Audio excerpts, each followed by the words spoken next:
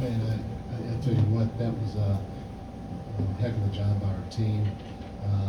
We got down big, and there was no panic in any of us. The guys just kept saying the right things. Hey, long basketball game.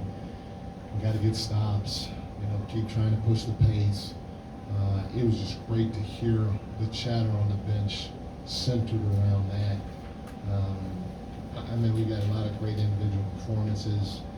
I talk about the guys coming off the bench. Davion, who hadn't seen the court in I don't know how many weeks, gave us a huge lift in the 13 minutes. He was the defensive player of the game.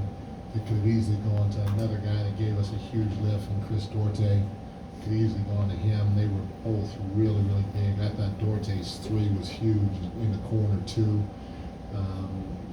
Alex Lynn was huge. He had a verticality. He made no mistakes, if any. Maybe one, I don't know, but he was just so solid on both ends of the floor. His size was great. His verticality was just showed a toughness of physicality that we need to have around the rim at a guy his size. And then Malik and Trey, they gave us a great punch coming off the bench. They took great shots. They made plays throughout the course of the game. Trey's 19, Malik's 15. It was huge for us coming off the bench. At the end of the day, Elmas and Foxy, they did their job. That's what they get paid to do, to score and make plays for us. So both those guys did their job. But our second half defense collectively, starting with Davion and Duarte, to hold an NBA team to 39 points, for us, that's a huge achievement. We haven't done that, I don't think, my whole time here.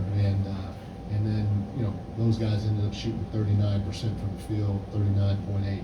Just a huge defensive win. I will say we did try to share the ball. Obviously, 35 assists on 46 buckets was big, but it started and ended with our defense tonight. Like, not to make too much of one of 81, but did you guys need this, particularly given what happened in Portland and particularly given how the game started? I don't think of it that way. We needed it just because I thought it was there for us to take, and we're a pretty good team, and we've always bounced back from, tough losses or whatever. And anytime you get on the road, you try to get it. So I didn't look at it that way. I just felt if we play the right way, we're going to get a lot. And I thought tonight we played the right way, and our defense was huge. I keep telling our guys we're going to find a way to score. We just got to find a way to consistently get stops, and I thought we did so tonight. Malik took ownership earlier, just kind of the bench performance in Portland, saying that they just came out too kind of lackadaisical, and he took ownership of that. But they really were the bright spot offensively for you guys in the first half that kind of kept you in this game. Can you talk about the performance of what they were able to do offensively to sustain you?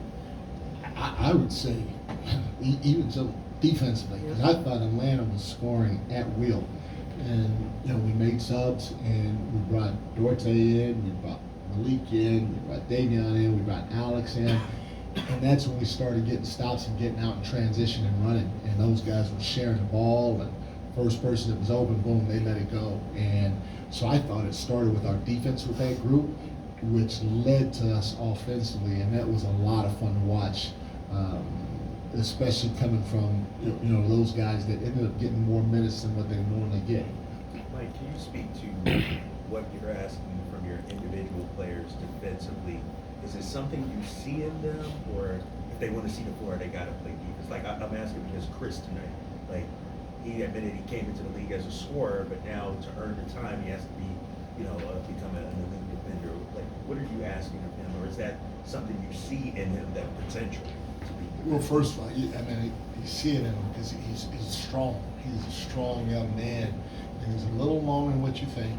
And he's got some toughness to him, mental toughness and physical toughness, which bodes well for a guy that has a chance to be a pretty good defender. But I'm asking all of our guys to control the controllables. They got to communicate out there. If you don't communicate defensively in this league, you're going to be dead in the water. Trust me on that. They got to play physical without fouling. They got to show their hands and lead with their chest. And if their man scores or somebody scores because we went vertical or whatever, hey, so be it.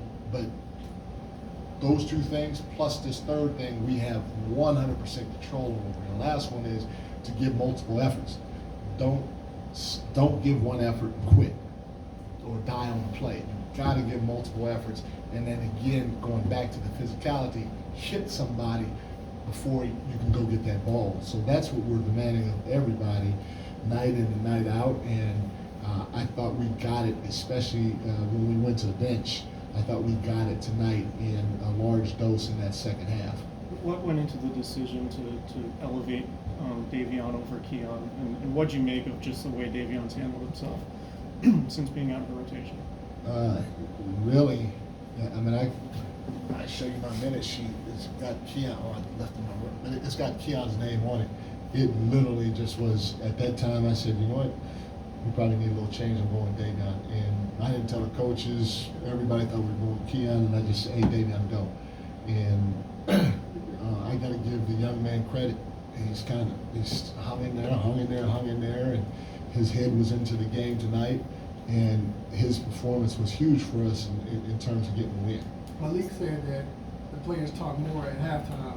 At halftime, they talk more than they usually do. Is that something that you encourage, that you want to see more, as far as the players rallying together, whether they're behind or not? 100%, and you know that's what I kind of alluded to in the first half of the chatter. I mean, I love hearing it. I don't think you can ever become a great team in this league until the locker room takes ownership in the process, and it's all the guys in the locker room. And it can't always come from me, and it can't always come from the other coaches. It's got to come from within that circle of players. And if they can get to that point, which they did a heck of a job of tonight. They're going that direction. Probably a little slower than I and everybody else wanted to, but they're heading that way. And tonight was a big step, big learning experience for all of them in that regard. You talked about defense in the second half. Yeah. De'Aaron Fox, the offensive end, 23 points after a real slow first half. Talk about the value of his contributions in the second half. You know, both he and Dolan submit their all-stars, and we know that they can score for us. They have to score for us every single time they touch the floor. And we knew Foxy started out slow, but we're not going to go away from him. He's our guy.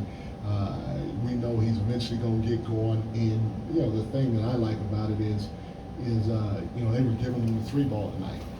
And he's shown, like I keep saying time and time again, that he can knock that shot down. And, you know, to go 8 for 16 from behind the arc was a big night for him. I think that's a career high in threes made for him. And when you set a career high in threes made, and you did it on 50% shooting in a game that's as tight as this one was, that shows that you can be a special player in this league.